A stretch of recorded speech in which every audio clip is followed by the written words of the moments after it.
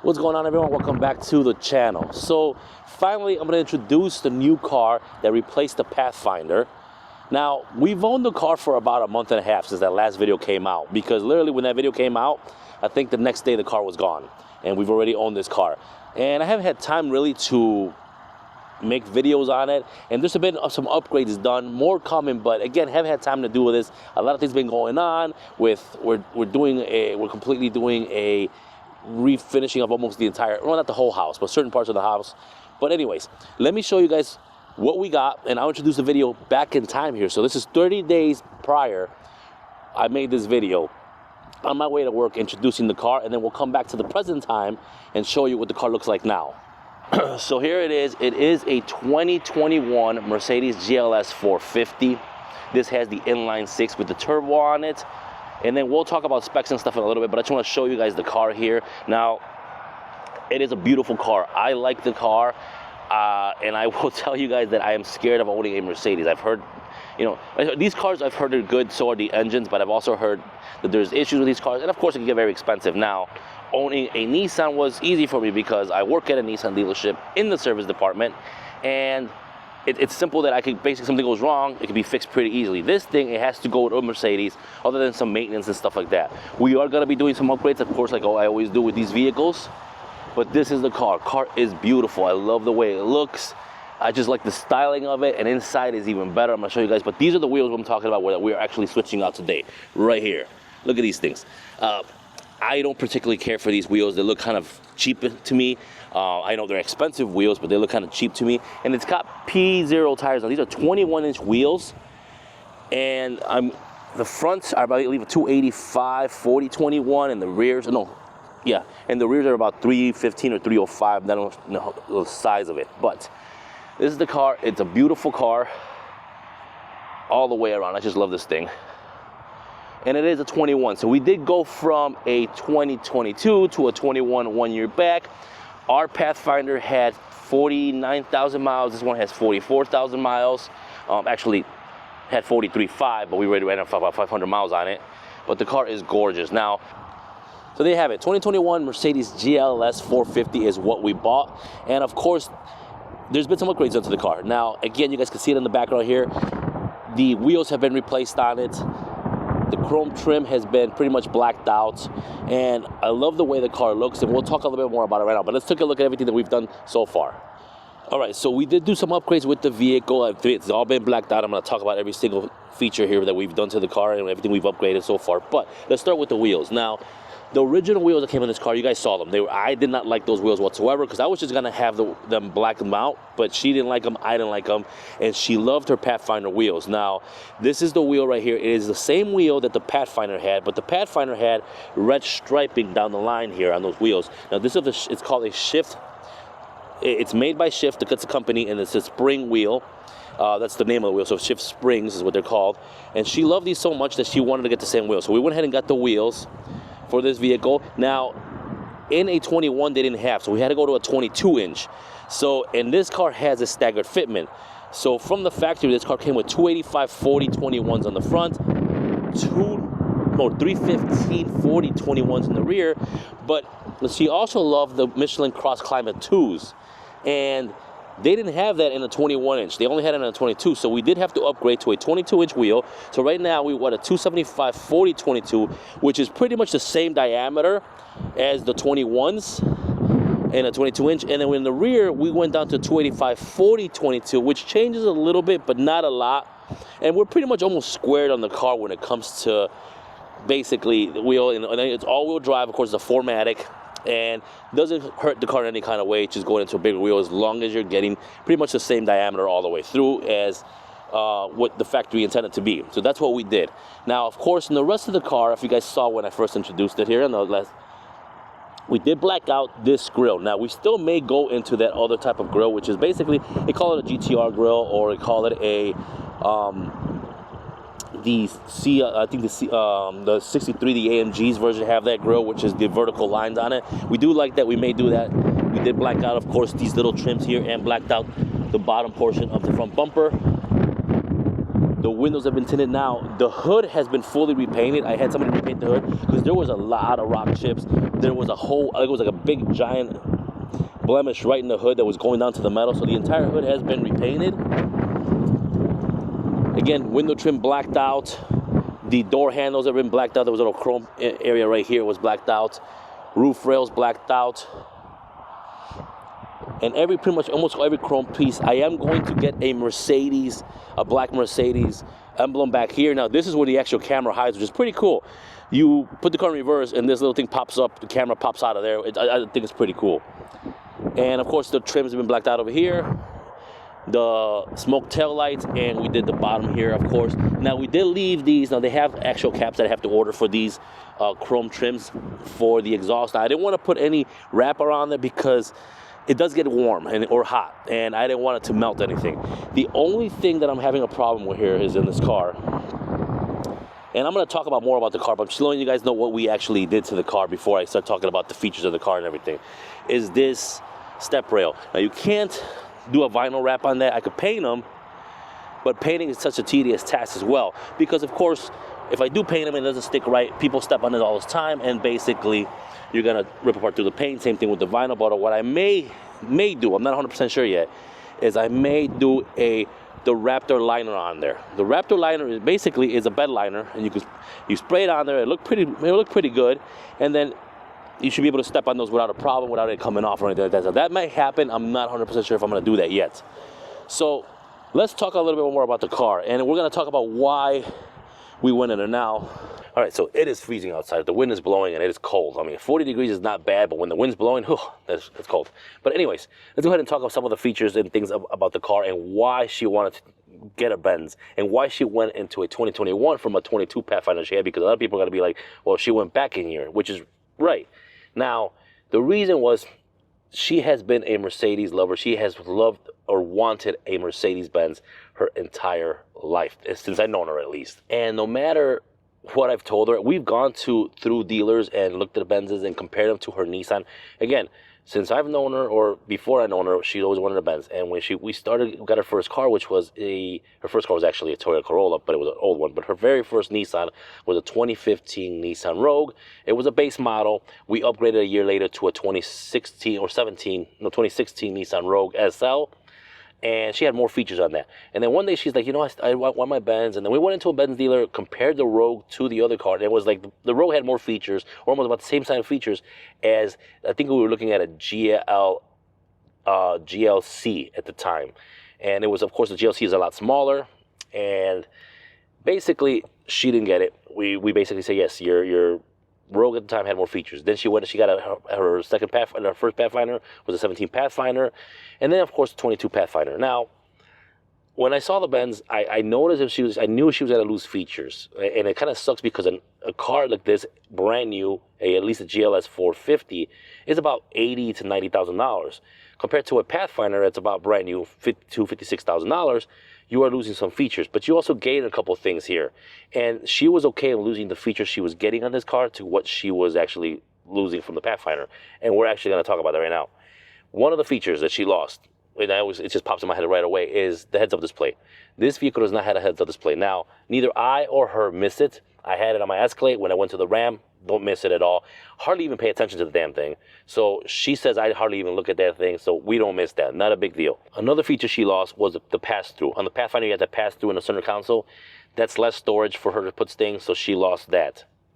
She did lose wireless Apple CarPlay. Yes, this car does not have wireless Apple CarPlay, but in the same sense, Nissan didn't start that till the 2022 Pathfinders anyway. So, I mean, I believe the 22 GLS has it, but again, this car was the right price and the right mileage. By the way, the car only has 45,000 miles on it. Same as her Pathfinder had when we got out of it. And that's exactly the mileage I had. I think I said the wrong mileage previously. She does have adaptive cruise control on this car, so that is a good thing. She has both of those. This one's actually a little bit more sensitive. And the Pathfinder fights you a little bit if you don't put a turn signal when you're switching lanes. This one will pull you back, which is almost scary.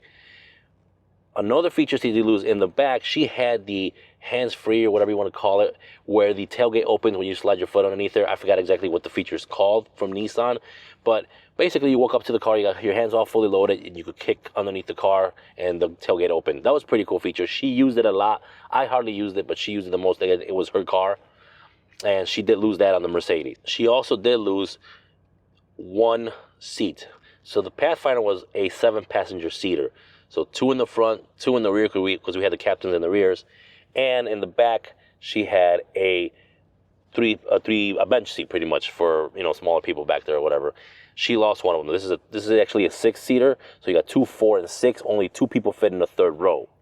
She did lose the center console. You can see right there in the back, the third row, or the second row, center console. There's no center console here. Kind of like my Escalade was. There was no center console in the middle. It's just like a pass-through. You can kind of walk right to the back third row, which in a way, my daughter used to keep some stuff there, but no big deal. It is what it is at this point. And those are pretty much the features that she kind of lost. Now, what did she gain with getting this car? Well, she has a V6 now, which she had a V6 before, but this is an inline-6 turbo. She gained about 100 horsepower or so. The Pathfinder, if I'm saying this correctly, has 275 horsepower or 265. This one has about 365 or 375 horsepower. She gained almost 110 foot-pounds of torque on this vehicle, so this thing gets up and goes. I will say that much. She also gained, basically, the aesthetics on the car looks a lot better than the Pathfinder. The wood grain on the center console is actual wood, from what I could feel, at least from the feeling. It's actually wood grain.